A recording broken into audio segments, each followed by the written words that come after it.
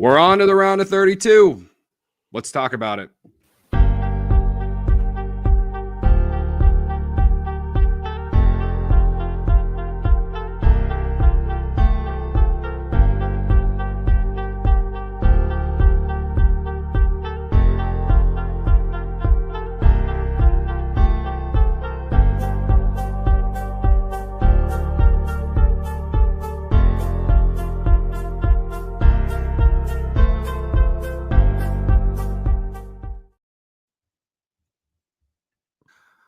Welcome to another edition of From Beyond Champaign. I am Cody. You can follow me on all the socials at Cody_CHGO. And the crossover has returned. Sam Olbur from Locked On Cubs. He's here. We're talking Illini though. But one of these days, we will have the crossover for Cubs at some point. We've made the joke about it, but anyway, hit that like button. Subscribe if you're new here. If you hit the like button for other Illini fans to find the show, stuff like that. Illinois wins 86-73 in the first round of the NCAA tournament in the 6-11 matchup. Let's just go into immediate reactions because I think me and you are good at this. This is why we're good at our jobs that we get paid for, Sam. Let's start with you, man. How do you feel right now? I would like to rewind to the last time I was on this show after Illinois lost to Michigan State, and I didn't know where to start from a negative perspective. Mm-hmm. And my initial reaction is I don't know where to start from a positive perspective. I think my first reaction, Cody, would be I want to give some credit to Brad Underwood because there's been this March kind of murmur. And to me, the definition of being a good March coach is to have your team ready to go. And this team was ready to play from the beginning of this game. It would have been a much bigger lead at halftime if it wasn't for a couple ridiculous bounce threes from Xavier. We played our best basketball. It was a little sloppy late, but the team was ready to play. And you got really good performances from Boswell, KJ, Tommy, and I'll talk about Will Riley because he's my biggest individual takeaway. I just think he's going to be a heck of a pro. But my initial reaction was just so many positives and really happy for Brad because this was a great test for him. Having one day to prepare for the team. Illinois was ready to go, and they were locked in from the jump and played, in my opinion, one of their best games of the year. Yeah, it's a good point about not knowing who they're going to play. Like they had a week off, but they didn't know who they're going to play until yesterday, or I guess, Wednesday night, whatever. But yeah, for sure, one of the best wins of the season from start to finish. I thought they played well in the first half. I thought their defense carried them a little bit. Tommy hitting some threes. KJ showing up early. It didn't feel like a headache. I didn't feel like I was having a headache. Now, at the end of the game, he did have some turnovers that kind of reverted back to like the frustration I think we've all had, but he set the tone at the beginning of the game. He's like, "Hey, I'm here and I'm a lottery pick for a reason, or I'm going to be a lottery pick for a reason." And it really felt like the first time we've seen that in a while. 100%. And so that was huge. So you had that. I thought Kylan played well. So you had those three guys kind of doing their thing. Trey White hit a couple big shots. And then the second half, Will Riley just took over, man. And you're right. Will Riley could be a special NBA player. But the development from the very first game of the year against my alma mater, Eastern Illinois, to now has been insane. Insane. Did you see the Instagram posts from Adam Fletcher about the development of Will Riley's body since like the summer? Oh, was it like a before and after, like shirtless pic? Yeah, I saw that. Yeah. That's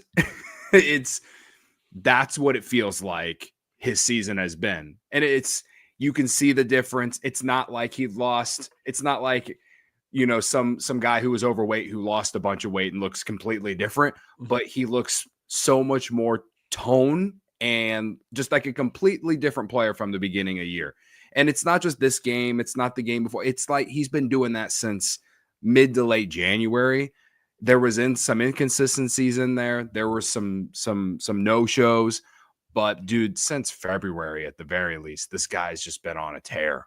He just takes he just takes advantage of every matchup that any team puts on him. He uses his size, his length, whatever. Even though he's not like the biggest dude in the world, he uses his length and height and his athleticism to not only score, but he gets other guys involved too. And 2 months ago, dude, I thought this guy had a chance to come back because I thought he was just too raw. You know, like I did not think that we would get to this point. And I'm sitting here after the first game of the NCAA tournament, and we're talking about this being like the Will Riley game. You know, like I'm not surprised, but I am surprised. The only reason I'm not surprised is because I know the talent has always been there. But I am surprised based off where we were 2.5 months ago with where he was at. So hats off to him.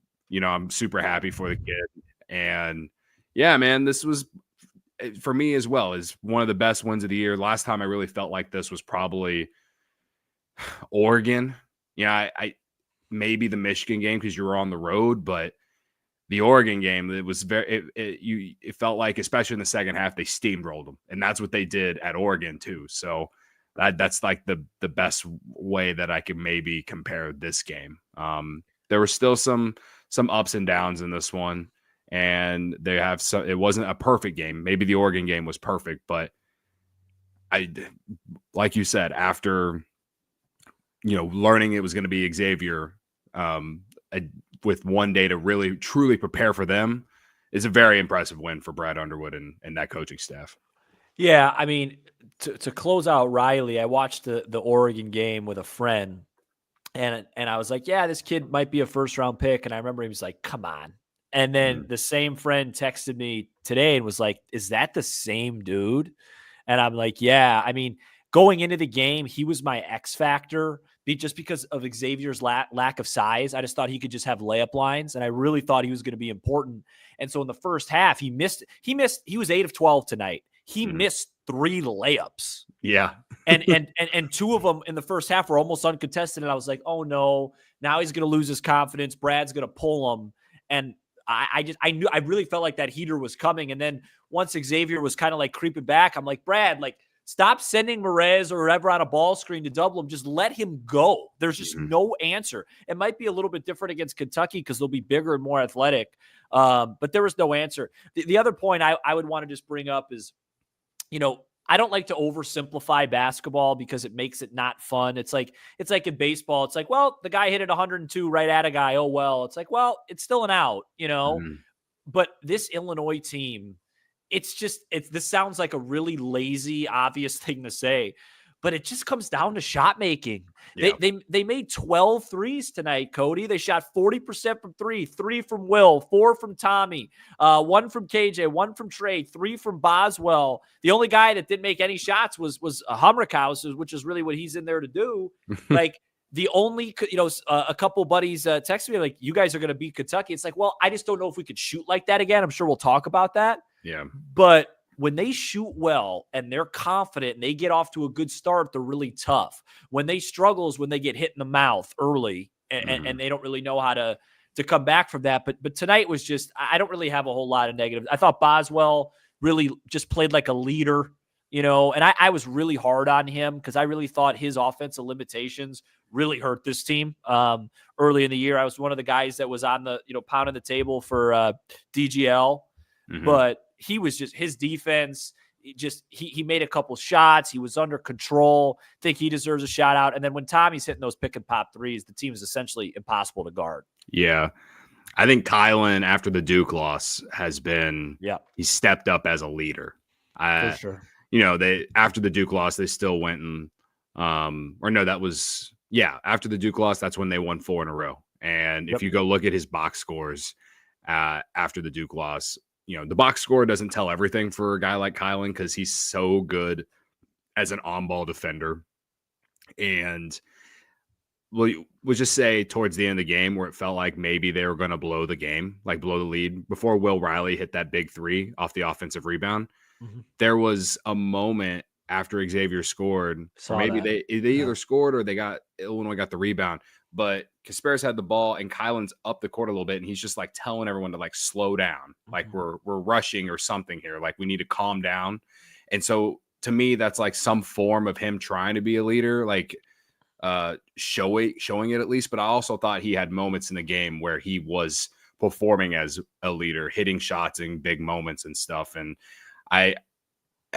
his 3-point shooting this year for sure has been a disappointment. And that's why tonight was huge. Right. But like, if his shooting has completely changed since the Duke loss, though. It maybe not so much the three, but he has had games where he's definitely hit a few more threes since that loss. Yeah. But I think I shouldn't say shooting. I should just say his scoring ability. He has found ways to get to the basket through back cuts and getting passes from Tommy, or just driving to the basket and using his size to just kind of bully guys, you know? So you have that. And then now he's starting to hit a couple threes a game too. If this guy scores, he scored 15 tonight. If he scores anywhere from 10 to 15 points a night with a couple threes, you're going to have a good shot to win, especially with the way that, he defends and even rebounds the ball for a guard, So yeah, Kylan, if Will Riley didn't have the game that he had, Kylan would have been the guy that we're probably talking about, him and Tommy. Tommy had 20 and 10. So I thought Tommy in many ways set the tone of this game. And yeah, if he doesn't hit those pick and pop threes, it's probably a different game. But he even went down the post tonight and made some jump hooks too, which is good to see. And honestly, sometimes I wish they did it a little bit more. Mm-hmm. Yeah, I think Tommy seeing a few go in was huge.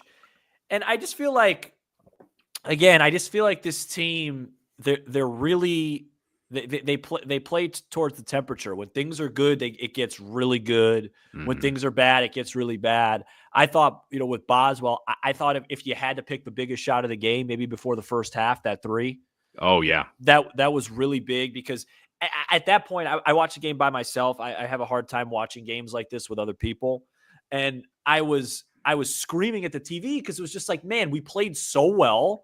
Mm-hmm. And it was, it was a 2-point. It's just like, man, if it's 2 at the half, and him hitting that shot, I think it just gave everybody a little bit of life, including myself, where I just felt much better going into the half. So for sure on that, yeah, it was just a really good game, man. I don't have a whole lot of negative to say. I think it wasn't even as close as 13. Mm-hmm. Illinois got sloppy late. If I have to nitpick, going into Kentucky, you're not going to win if KJ turns it over 6 times. He's going to have to clean that up.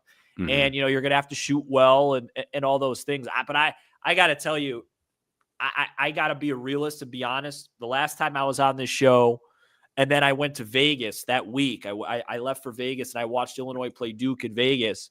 And I tweeted out, I'm like, man, I'm not positive this team's going to make the tournament. Yeah. So for this team to win a tournament game, as long as they go out and put a really good game together against Kentucky, I'm going into that a little bit looser, a little bit more relaxed, because they've been through a lot. They showed some resolve, and it was. I'm really happy. Like I'm really, really happy with this win. Yeah. No, I agree with you about KJ. I will say, his last couple games leading up to this one, he'd have 6 turnovers, but no assists. He had 10 assists in this one tonight. No, he played well. Well. So I don't know if we're ever going to have a completely clean game from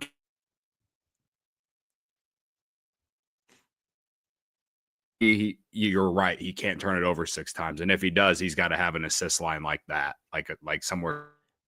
Yeah.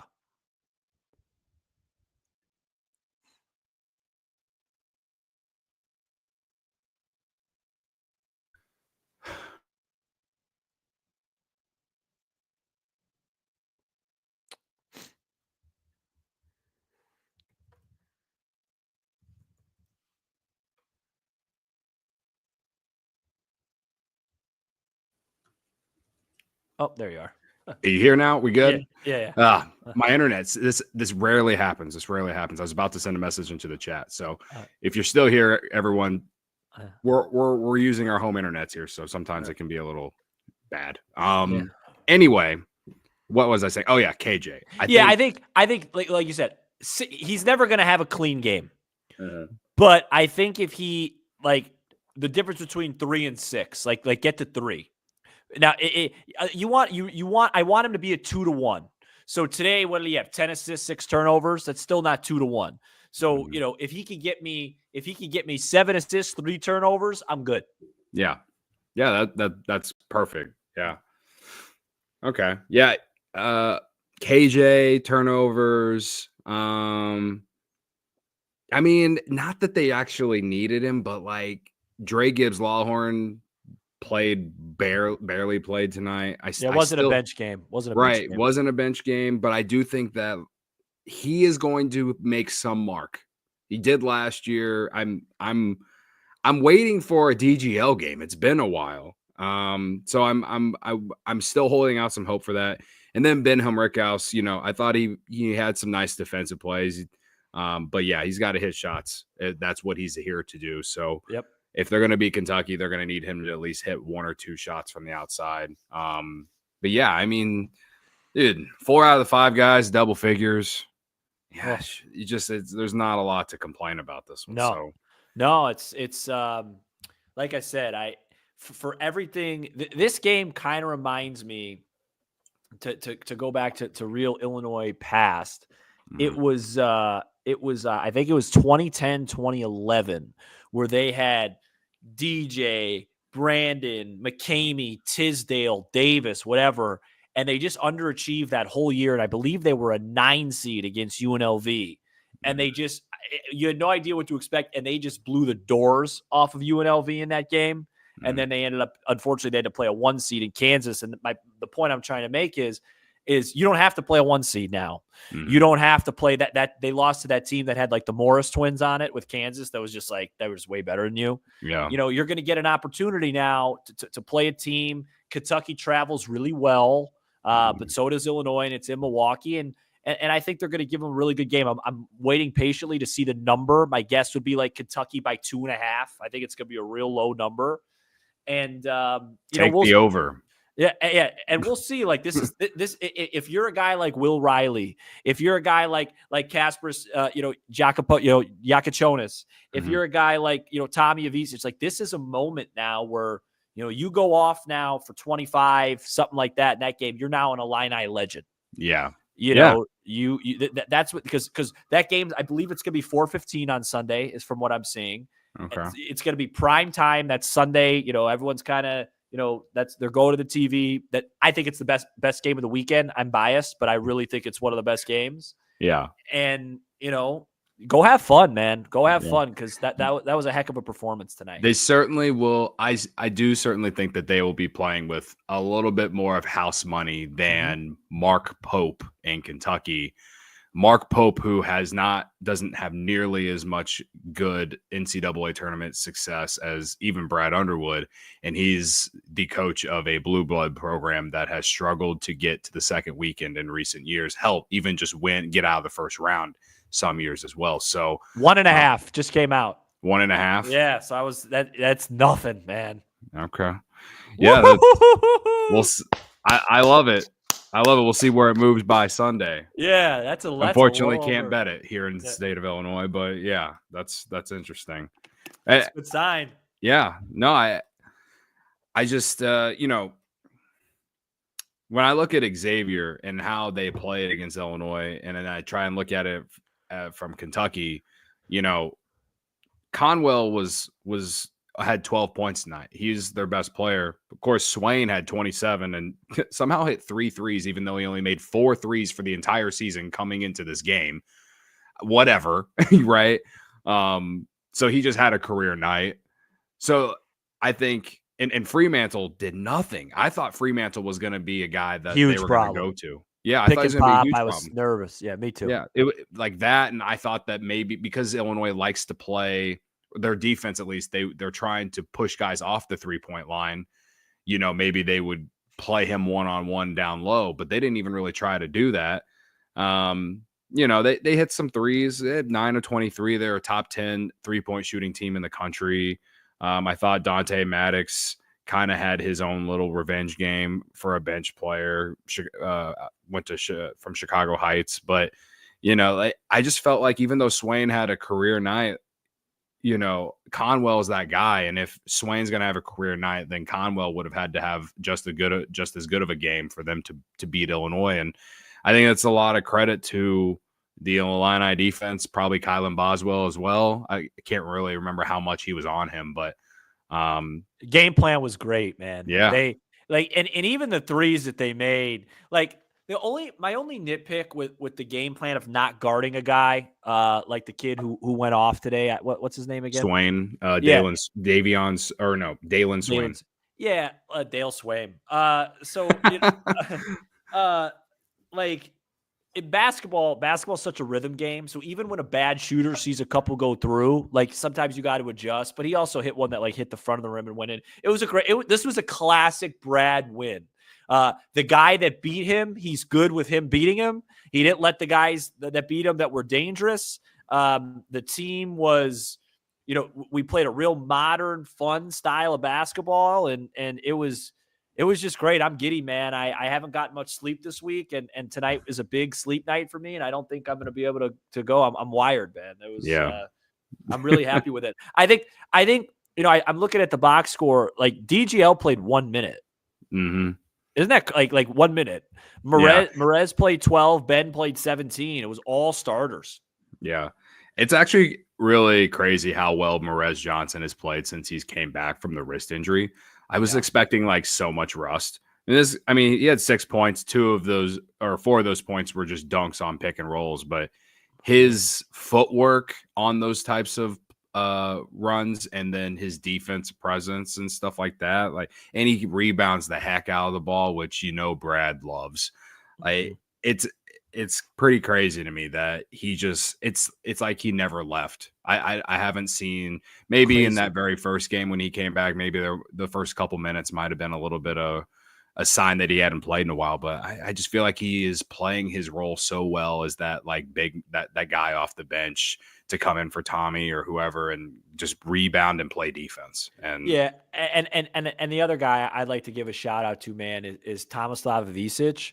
Mhm. This dude had mono, strep, the neurovirus, stomach virus thing, which literally made me miss my first ever show since I've been there sick. Mhm. And he had to play basketball, and he had a bad ankle sprain, all in a season where he's coming, and he's not familiar with the country. He's away from home, all that stuff. And for him to come out today on the big stage, hit 4 threes, 20 and 10, he deserves a lot of credit. That's a tough kid, man. If I had mono I'd still not be able to play basketball. Yeah.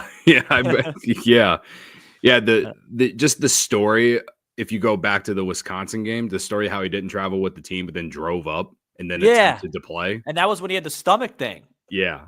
On top of the ankle injury. On top of the mono. And he played that game in Michigan State, and they thought he had strep, but he actually had mono. They just didn't know yet. He played a game with mono, man. Yeah. He's a tough kid. He's a tough kid. Yeah, so there's not much else to really say about anyone individually. I will say though that you're talking about these certain guys, they put up these type of a game like Will Riley did today. If he does that, on Sunday against Kentucky, whoever that is, this is also like a Brad Underwood like legacy game going in on Sunday. Because if you give us fans back-to-back Sweet 16 appearances, we used to dream of times like that, man. Like I used to dream of this. Yeah, you know what I mean? I've for a season like this where everyone basically since mid to late January has been like, all right, this is just a down year. Like they're just not that good. They have talent. We have a bunch of one and dones. We're the new Kentucky with Calipari. Like I heard that comparison. I heard the comparison how we were of what we were 2 years ago with the Matthew Mayer team. I made that comparison. You weren't the only one, right? And if they win on Sunday against Kentucky like that, that's back-to-back Sweet 16 appearances with and there's no pressure on this team to really do much of anything else. I feel like the path for Illinois to go quote unquote far in this tournament, they got the best draw they could get at a 6 seed for sure, right? So that's the only reason I feel like they could flirt with an Elite Eight. Mm-hmm. But I would say, I did say on the last show that I did that it would be a massive disappointment if they lost this game. And then we would sit here and I think we would all have a lot of questions about Brad, me included. But they won this game, and now they go and play 3-seed Kentucky, blue blood school. How do you feel any different? Should I feel any different? I don't know how you feel. I guess you can tell me, but yeah, I still feel like they have a great chance to go to Sweet 16, and I guess it depends on context and how this game against Kentucky goes. But yeah, I was very fearful of being a 6 seed that lost to the 11, given that you got an incredible draw for being a 6 seed. 100%. So I didn't even think they'd be a 6 seed. I thought they were a 7. Well, I think the win, the win over Michigan and Purdue helped them. But anyway, I said in my last show to compare it, I said if they were to lose to Xavier, I said it would have felt not exactly, but similar to losing to Loyola, just because it feels like a missed opportunity with such a perfect draw. Yeah. So should I remove that now that you won that game and now you get to play in the round of 32 against a higher seed, a team with, I guess, maybe higher expectations? I don't know. Like, I do think Illinois is playing with house money, but I also feel like at the same time, it's like, I feel a little greedy. I feel like this team could beat Kentucky 100%. And go to the Sweet 16, man. And if they don't, I'm going to be pissed about it. How do you feel? Yeah, so I feel exactly how I did just one round earlier going into Iowa State last year. So for me, I still can't buy and trust this team to play good twice in 48 hours, especially when it comes to shooting. Mm-hmm. And like this guy, Jay Boak in the chat just said, like, there's such a front running team where if they got down like 14-5, I'd panic. So I can't, I think they absolutely could win. And I don't remember the last time, literally as I'm thinking that, someone just commented, when's the last time? I literally think I said it, but it was a 9-8 when they beat UNLV. I don't remember like a true upset. I'm going into it, Cody, thinking that they could win. I'm not going should win. And you know, literally it's the same line that the Iowa State game was last year, the Sweet 16, where it's like, I was so happy we made the Sweet 16. And I was kind of like, hey, that'd be a great win to get. But if we don't, it was, if we don't, it would be a, it still would be a successful year. Winning this game is enough for me where I'm like, hey, I'm really happy we won a tournament game, but I definitely think we could beat Kentucky. It's not like when we went up against Houston a couple years ago, and that team was just so much better than we were. Yeah. To me, the Loyola thing's separate because you were a 1 seed, and that's happened twice, 2 other times in my life. Yeah. But I think they absolutely could win. I think if you play that game on a neutral court 100 times, I think it's probably really close to like 50-50. And so we're going to see what version we get. And I think it's going to be a really fun game for fans. And if they do win, like you said, if they do win, I think it cements Brad as an elite basketball coach, because this team has been through so many ups and downs this year. And if they play their best and beat a team like that, I'm not going to pretend and say I'm a Kentucky expert. I don't watch as much college basketball as you. I'm pretty much a Illini Big Ten. That's it. Yeah. I watched them play against Troy today. They seemed all right. Like it wasn't, whatever. They got the one kid that seems like a real matchup problem. But it's going to be fun, man. It's going to be electric in there. I'm debating going.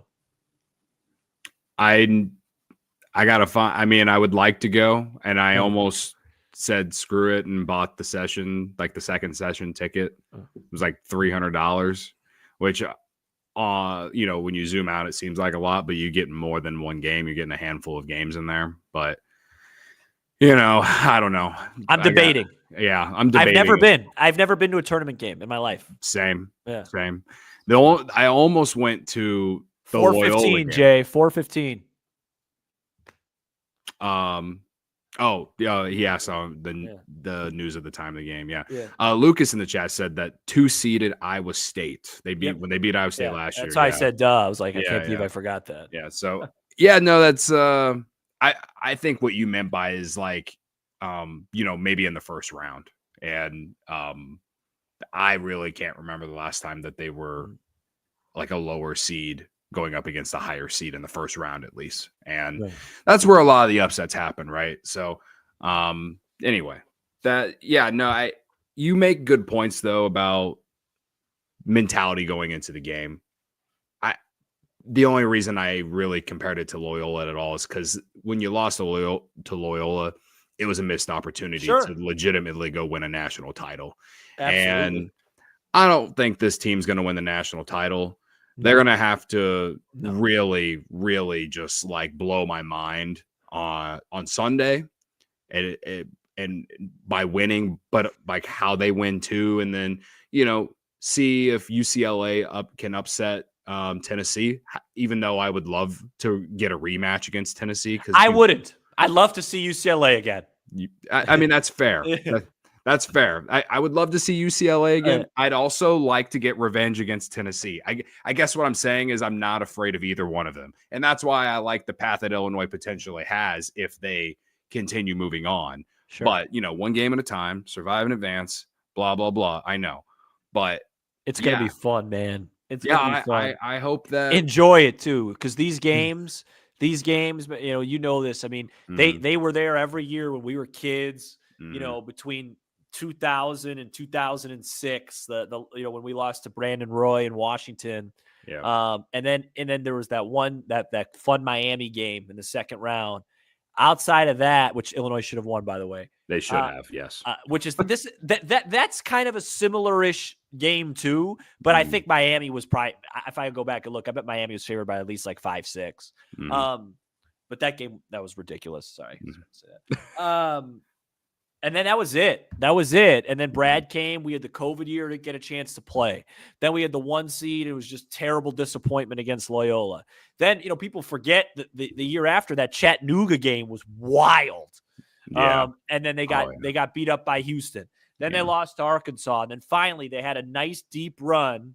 And here we are again going up against Kentucky, but it's not Anthony Davis's Kentucky. It's not Devin Booker's Kentucky. It's not Karl Anthony Towns' Kentucky. This is a beatable Kentucky team. I think they have 11, 12 losses, and the spread reflects it. So I'm gonna post up on Sunday. I usually see my mom on Sundays. I will not be seeing her this Sunday. I'm gonna give her that information on Saturday. This will be a solo effort by me. Pod will be recorded for the Cubs long before that game, and it's gonna be a special afternoon, and they deserved it. Yeah, man. Absolutely. I like it. All right. Jason in the chat, hell with KJ 6 turnovers, 3 of them he got molested and played his butt off. I will say one of the turnovers he for sure got tackled. There was one where like they came with a double team and he tried to go through it, and once you watch the replay, like he legitimately was getting like taken down by one of them. They didn't call it so. There was a play in the game in the first half where he got undercut on a layup. Oh yeah, that one too. Was one of the crazier missed calls. And Van Gundy, who I'm a big fan of in the booth because he just keeps it real. Yeah. He was flabbergasted. He's like, what? Yeah. What are we doing? Now, sometimes KJ's, he comes from Europe. He'll foul bait a little bit. He's got that Luka foul bait, so it looks worse on TV than what's really happening. But there was a couple, man, the one layup where he went up and the guy went under his legs. And I'm like, man, that first half at halftime, can I just tell you what I did? So I live in like a really like not like my apartment's big, but the complex is really big. Like there's like 8 buildings. I was so upset at halftime with the 2 ridiculous threes. I didn't think that Will Riley stepped out of bounds on his dunk. Oh, yeah. I didn't think that there was another foul out of bounds play. I just jogged some laps around my complex until the second half because I was like, I need to chill. We're up 5, because it felt like we should be up 20. Yeah. I did feel like they kind of should have been up by more.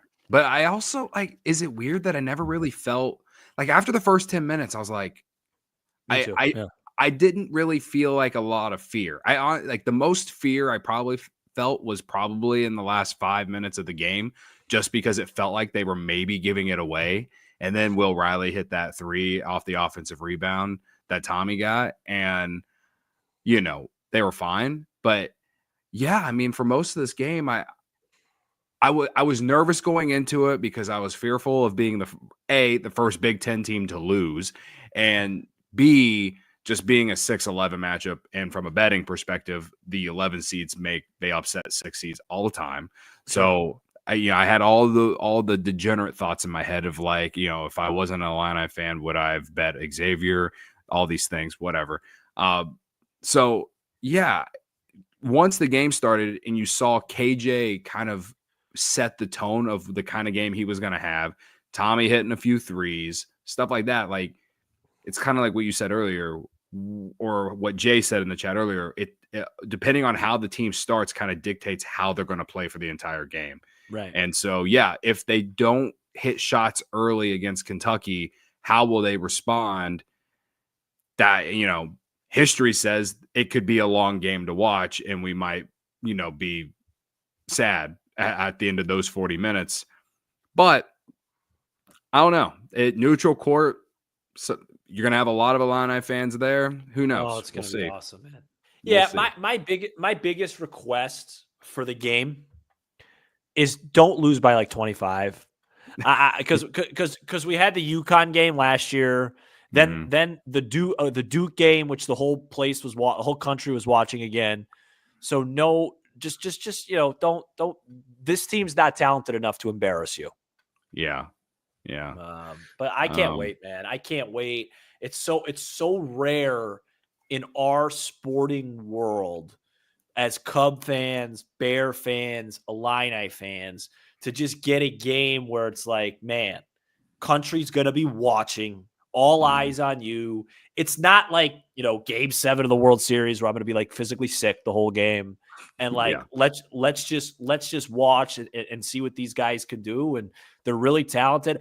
I would love to see Will Riley just go in Terminator mode, man. Like I think, when he gets hot, like I would not be shocked. He could put up a 20-point half in that first half. And like you said, Kentucky, less experienced coach, not an overly successful, experienced team. They could that place will be bumping. Who knows? I'm in a great mood, man. I'm excited to wake up tomorrow and watch these games. I would not watch one game if Illinois lost, not one. Yeah, honestly, same. As much as I do love watching all of college basketball, I've only watched a few Kentucky games this year. And the only thing that I've taken away from Kentucky this year is that they're just not that great of a defensive team. Right. That said, they're 10th in offensive efficiency, 54th in defensive efficiency, and they're 25th in tempo. Illinois is 17th in tempo. So I think it's going to be a track meet. I think that it's going to be run, and whoever is more physical, whoever has more toughness is going to win this game, because I think that the teams they're not exactly the same, but they play a similar style in the fact that they want to get up and down the court and probably shoot a lot of threes. And so will it come down to who makes the most threes? I don't know, but I do think Illinois has a better defense than Kentucky, and I think that could be the factor into it. That and rebounding. I mean, we haven't even mentioned tonight against Xavier. They destroyed them on the boards, 45 rebounds to 25. If they do that against Kentucky, they'll win. Yep. So that's kind of my analysis going into Kentucky. So I think the key is rebounding and limiting your turnovers, and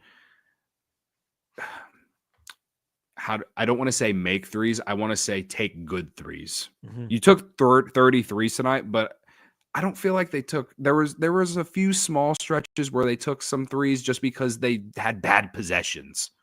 But I feel like most of the threes they took tonight were actually within the flow of the offense, in transition. I don't feel like I'm sitting here talking about KJ taking too many step back threes, or Kylan dribble dribbling in the middle of the court and just pulling up, like there wasn't a lot of that. They did take a few of those, but there wasn't a lot of it. It was all through the flow of the offense, I felt like, but they were getting downhill a ton, especially Will Riley in the second half, right? So they need to go inside out. Tommy be the do those go through Tommy high post, do those bounce passes, back cuts, stuff like that. Those are the things. Yeah, just make sure it's open, success. Tommy. Right, yeah, make sure it's open. But when they have success, it's usually largely because of a lot of that. So can Kentucky defend that?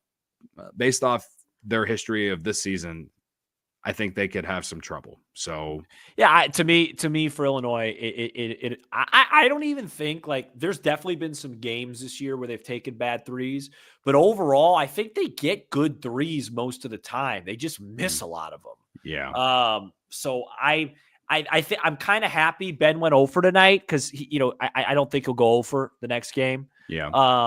I think if this team gets off to a good start and they shoot the ball well, I think it'll be a track meet, but Illinois plays better in a track meet. The only real track meet where they were just totally outclassed this year was like Alabama. And that was a team that you can't even compare it to this team. So, where they're at now. So I'm excited, man. And I just can't emphasize enough. Give these kids credit. They got embarrassed by 44 points? 43 against Duke at Madison Square Garden, came back, beat Iowa. And I was like, hey, we beat Iowa. At least we'll make the tournament. Yeah. Then they went into Michigan. And I'm like, all right, maybe we could get a 7. Then they had that really kind of come back out of nowhere against Purdue, beat Iowa again, and then they lost to Maryland, and I literally didn't know what to expect. I leaned win tonight. I felt like we were going to win, but I wasn't overly confident. Winning a tournament game, I'll never take winning in March for granted, ever. Yeah. It's a celebration. Let's go, dude. I like it. Let's go through a few comments that I've missed. Hello, Lyndon. Thank you for joining. It's been a while. Fox the River says Merez will get more playing time against Kentucky. For it's sure. A better matchup for him without Fremantle. Yeah. This was a lineup. Van Gundy was all over it. The Merez Tommy thing. You were having success just spreading them out with Tommy. You'll need Merez's size and his length against Kentucky, just from watching them play for 10 minutes today. Yeah. Mark says Will's going to bring it on Sunday. His confidence has got to be through the roof after this game. I think Merez will be the X factor. So we're getting a lot of pro Merez on Sunday. Buy stock on Merez Johnson on Sunday. Okay. Is this kid Otega Owe? Is he a lottery guy? I'm not sure, to be honest with you. I'm not sure right now. I haven't folled the mock drafts enough. I'm going to guess yes, but let's see. Kentucky always has one. Right. Let's see. Oh, here we go. This is for both of us in a way. Mark said earlier he's bringing his iPad to Chase Field on Thursday or Friday to watch the Cubs and Illini in the Sweet 16. Let's go, man. Yeah, all right. That's like last year against Iowa State. We had our live remote opening day show at Country Club. And then after post game, I was like sweating Illinois and Iowa State in the bar before I went home. That was, trust me. Yeah, no, this Owe kid's a second rounder. So no. Second rounder? Yeah. Okay. Enjoy the Cub game. And let's just say we both really needed a win after. Oh my God. Yeah. With what happened in Japan this week. Just got trounced in Japan. It felt like I was watching like a bad movie. It didn't even feel real. So early in the morning, it was indoors. It was dark here. I was so confused. Yeah. Brett in the chat said earlier he's a everydayer for you, which cool. Diehard Cubs fan, but also diehard Kentucky fan. Best of luck to both teams on Sunday. All right. Appreciate you, Brett. Thanks for listening to Sam, Brett. Maybe you should listen to CHGO Cubs too. I'm just kidding. You don't have to. And Brett, hopefully, that you have a lot more time to listen to the Cubbies next week. Yeah. But if they're good, you'll want to. So, all right. Yeah, man, opening day. We've been through a bunch of stuff, but yeah, the point of what I think we're getting here the last minute is hopefully we're watching Illinois play in the Sweet 16 next week, while opening day is starting to, and so we're just going through a roller coaster of emotions. Well, if the world worked out for us, which it doesn't, right. But if it did, Illinois would win on Sunday. Mm-hmm. They play at like 6:30 on Thursday or Friday, and then it feeds right into the Cubs on the West Coast. Yeah, there you go. Yeah, no, yeah. If they played like a late afternoon or early evening game like on Thursday or Friday, because the Cubs are playing at like 9-10 p.m. on opening day in Arizona, and then they'll play at 8:40 the next night. So. I don't get, and you don't get a normal sleep post Cubs game until they come home. I know. It's crazy. It's not fun. Yeah. So that's why I'm, we're embracing March here. We're embracing March. Illinois, baby. Illinois, baby. So what the Kentucky game 4:15? You said 4:15 Central. Let's see, and I'm assuming it'll be the exact same broadcasters who I think are pretty good. Yeah. I'll get a network too. I'm guessing it's CBS, but sometimes they do the whole. There we go. Illinois, Kentucky, CBS 5:15 Eastern, 4:15 Central. Kevin Harlan, Dan Bonner, and Van Gundy.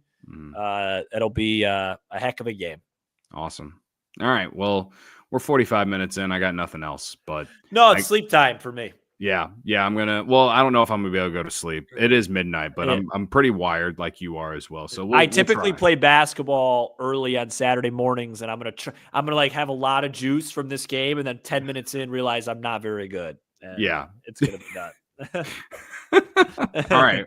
Well, best of luck. I hope don't pull a hammy. I will roll. I rolled an ankle last week, and I will probably roll one tomorrow. All right. Well, Sam, thanks for joining, man. You're more than welcome to join on Sunday if you don't end up going to the game. Yeah. See what happens. Yeah. Anyway, we got a decent crowd for me in here tonight, so hit that like button. It helps other Illinois fans find the show, and subscribe if you're new here. I see some familiar faces in here, also some new ones. So Illinois wins 86-73 first round of the NCAA tournament. We have a chance to go to Sweet 16 for consecutive years for the first time, and I don't even know how long, right? Like it would have to be after. It would be 04-05. Yeah, it would be after 04-05 because they lost to Brandon Roy and Washington the year after in the second round, right? Yeah, so I think 03-04 they lost to Duke in the Sweet 16, and then 04-05 they lost to Carolina in the Natty. Yeah. Okay. All right. Wow, it's been a long time since back-to-back Sweet 16s. So Sunday, there's a chance for history. So I'm looking forward to watching it. We'll be back here after the game and breaking down the weekend, breaking down the game, and hopefully talking about a winner. So you're more welcome. Hit that like button and subscribe if you want to do it. Come watch that. Also, links to the audio version are in the description. And appreciate all the support, guys. Enjoy this one. Enjoy your Saturday where you just get to watch the games. Yeah. Exactly, dude. Exactly. Watch the games on Saturday, and then we'll get up for Sunday and eat, pig out a little bit. Yeah. Do your thing. Oh, it's gonna be I can't wait for Saturday, man. Yeah, that's my advice for the next 24 hours. And I'm not watching the Cubs spring training tomorrow. I like that public. Yeah. I'm just gonna watch basketball unless they put out like a normal lineup, but I doubt it. Well, Horner got in there today, so that was good. yeah, and I watched his 2 at bats, and that was it. Yeah. All right. Again, thanks to everyone who likes and subscribes to the show and following along. See you Sunday. ILL. I baby.